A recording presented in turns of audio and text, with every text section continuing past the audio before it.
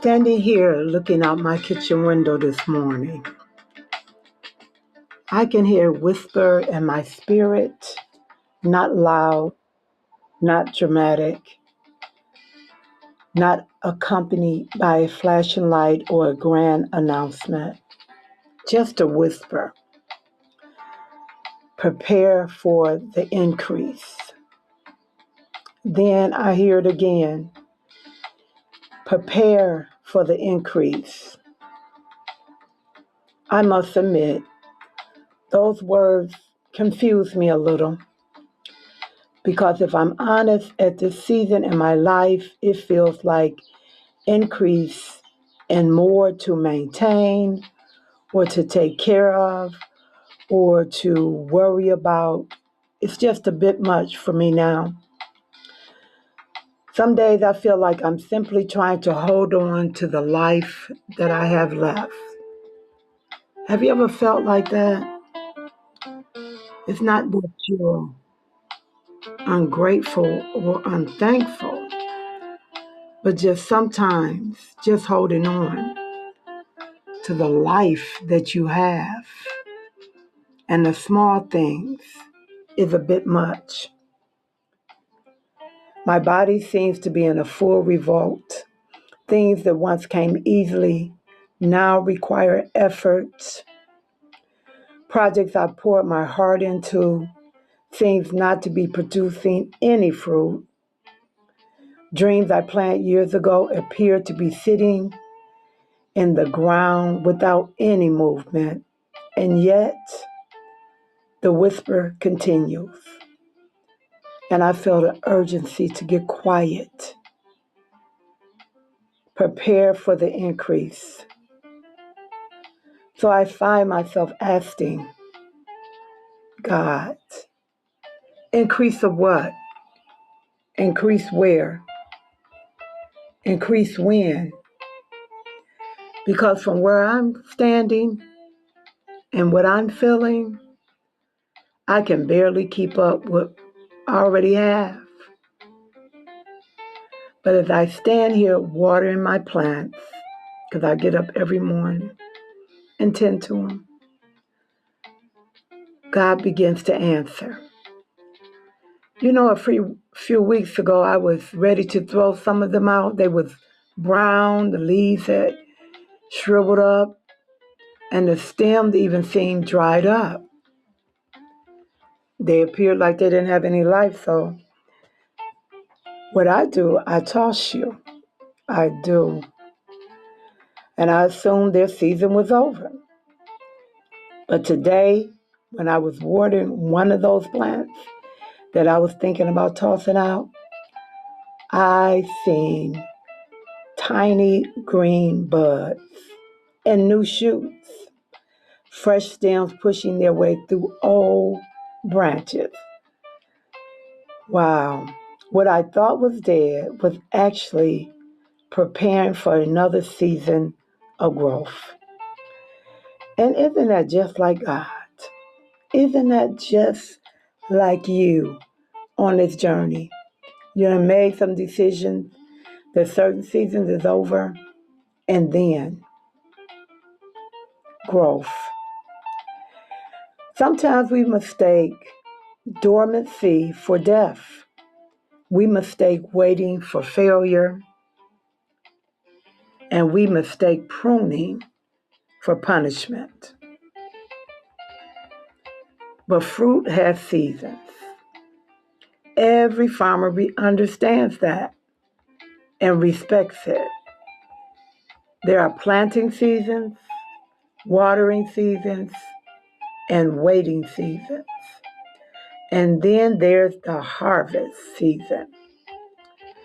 The problem is most of us want harvest while we're still standing in the waiting season. This whisper was telling me to prepare for it. There's the difference. Preparation always comes before manifestation. You know, we done heard stories of people building for years, but they kept building. because God often prepares us for what He intends to send. The question becomes, how do we prepare? And as I stood there pondering the question, several things came into my heart. First, I believe you must prepare your mind. You must begin to increase the mindset of increase, even before it reaches your hand. If you spend years surviving, it's difficult to think about thriving. If you experience disappointment, it's hard to expect abundance. But increase requires room for new thinking. I believe God is saying, stop rehearsing what didn't happen. Stop reliving old disappointments and stop expecting the next season to look like this one or even the last one. Prepare your mind to receive the new. And how are you going to do that? I believe you begin releasing old things first in your mind, letting them go. What was is over. Something new is coming. It's the way you think about it. Change the way you think about expectation and being grateful and thankful. Secondly, what about preparing your space? Okay, that cluttered closet, that room you don't go into because you don't want to deal with the mess. One of the hardest things about increase, it requires room. You cannot pour fresh water into a cup that's already full. Sometimes I believe God cannot bring what is next because we're still holding on to what was, old ideals, even old relationships that's been over for years, clothing that we know we no longer want or can fit, but we're holding on. It's time to let go. Old identities, old fears, and even old assignments. Some things, they're not bad, but they're simply finished. It's over. There are seasons when God asked us to release what was good so we can receive what He has for us in this season. Thirdly, prepare your heart. Increase is not always about money. Sometimes we hear the word increase and immediately think about finances. But increase can come in many ways.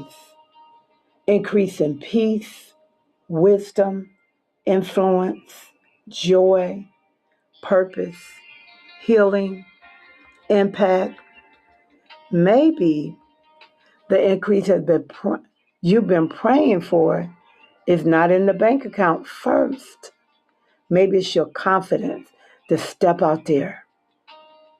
Maybe it's your courage to do the thing that you know you want to do, but you haven't had courage to do it. Maybe it's your faith to believe something beyond this moment.